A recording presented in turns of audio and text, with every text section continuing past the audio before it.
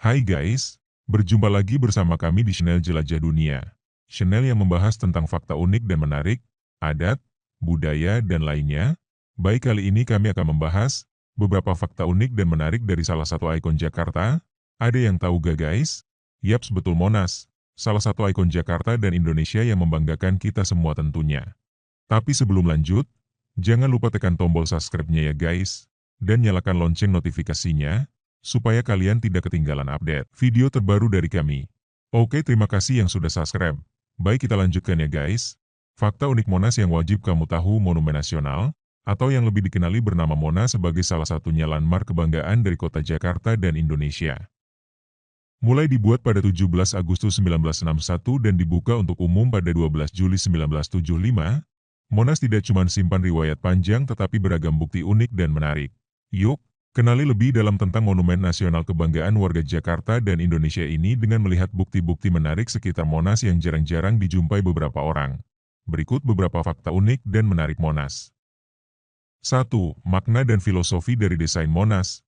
Memiliki wujud yang paling ikonik, rupanya desain dari Monumen Nasional ini mempunyai makna yang arti filosofis yang dalam. Loh! Tiang menara Monas sebagai pertanda dari lingga, simbol lelaki yang memiliki makna kesemburuan. Dan dasar di bagian bawahnya sebagai yoni, simbol wanita yang memiliki makna halus dan feminin. Selain itu, kedua skema ini juga bermakna lain, yaitu alu dan lesung, peralatan untuk tumbuk padi, sebuah ide desain yang disampaikan langsung oleh Insinyur Soekarno, Presiden pertama Republik Indonesia. Ukuran-ukuran pada Monas penuh akan arti kemerdekaan Republik Indonesia. Tinggi pekarangan cawan dengan tinggi 17 mtr. Menyimbolkan tanggal 17. Mengenai tinggi di antara ruangan museum di bagian bawah ke dasar cawan dengan tinggi 8 mtr. Menyimbolkan bulan Agustus, dan luas pekarangan memiliki ukuran 45 x 45 mtr. Yang menyimbolkan tahun 1945, tanggal merdekanya Republik Indonesia. 2. Sayembara panjang untuk menemukan desain Monas. Desain Monas yang penuh akan arti ini tidak ada demikian saja, loh. Untuk dapat mendapati arsitek yang cocok untuk membuat Tugu Monas, Insinyur Soekarno saat ini buka sayembara. Sayembara yang dibuka sepanjang 1 tahun diawali pada 17 Februari 1955 ini dituruti oleh 51 peserta, baik kelompok atau pribadi. Melalui sayembara itu, terpilihlah F. Silaban sebagai peserta terbaik yang sebagai arsitek yang membuat Musola Raya Istiqlal. Tetapi saat itu dia tidak sanggup penuhi syarat pembangunan Tugu. Akhirnya dilaksanakanlah sayembara ulangi dengan formasi juri dan diawali pada 10 Mei 1960. Saat itu panitia sayembara inginkan desain yang menggambarkan personalitas dari Indonesia yang sanggup menghidupkan semangat patriotik, 3 dimensi, tidak rata, membubung tinggi, bermaterialkan beton, besi, dan pualan, dan sanggup bertahan sampai 1000 tahun lama waktunya. Sayembara ulangi ini sukses kumpulkan 222 peserta dengan 136 kreasi perancangan. Tetapi, dari tiap perancangan itu belum juga diketemukan kreasi yang sesuai persyaratan dan misi dari tim panitia. Hingga Presiden Insinyur Soekarno menunjuk arsitek Soedarsono dan F. Silaban untuk membuat perancangan Tugu Nasional yang pada akhirnya disepakati di tahun 1961. 3. Sumber emas pada puncak Monas. Salah satu yang populer dari Monas ialah kehadiran emas pada pucuknya. Tetapi, berapakah sebetulnya berat dari emas itu dan dari manakah asal emas pada pucuk Tugu Monas? Pada awalnya, pucuk Tugu Monas mempunyai 32 kg emas. Tidak ada sumber tentu yang dapat pastikan dari manakah asal 32 kg emas itu karena banyak wilayah yang menyumbang emas di saat pembangunan Monas. Salah satu cerita yang dipercayai warga ialah figur Teku Markan, seorang saudagar dari Aceh yang menyumbang 28 kg emas. Tetapi, tidak terdapat bukti riwayat yang dapat benarkan cerita ini. Pada tahun 1995, Indonesia rayakan ulang tahun emas, yaitu 50 tahun kemerdekaan. Di saat ini ditambahkan emas pada pucuk Monas jadi 50 kg. Lidah api keemasan pada pucuk Monas ini sendiri menyimbolkan semangat dari perjuangan rakyat Indonesia menantang penjajah untuk merampas kemerdekaan. 4. Pergantian nama Monas. Meskipun sekarang populer akan nama Monumen Nasional atau Tugu Monas, tetapi sebelumnya nama dari monumen ini bukan Monumen Nasional, loh. Beragam nama dan panggilan pernah diberi pada monumen yang berada di muka istana kepresiden itu.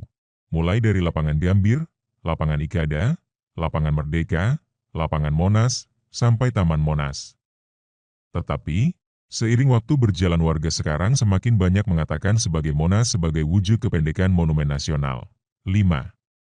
Daya tarik Monas. Selain sebagai monumen dan landmark, Monas rupanya simpan banyak daya magnet. Apa yang dapat kamu dapatkan saat bertandang ke Monas? Salah satunya yang terbanyak dicari pelancong ialah pengalaman memperhatikan kota Jakarta dari ketinggian pucuk Monas.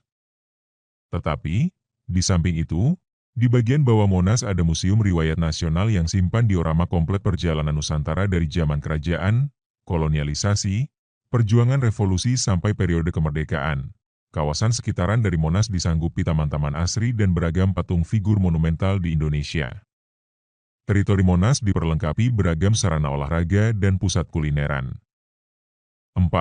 Pergantian nama Monas. Meskipun sekarang populer akan nama Monumen Nasional atau Tugu Monas, tetapi sebelumnya nama dari monumen ini bukan monumen nasional, beragam nama dan panggilan pernah diberi pada monumen yang berada di muka istana kepresidenan itu. Mulai dari Lapangan Gambir, Lapangan Ikada, Lapangan Merdeka, Lapangan Monas, sampai Taman Monas.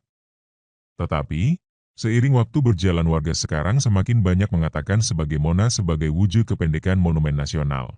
5. Daya tarik Monas. Selain sebagai monumen dan landmark, Monas rupanya simpan banyak daya magnet. Apa yang dapat kamu dapatkan saat bertandang ke Monas?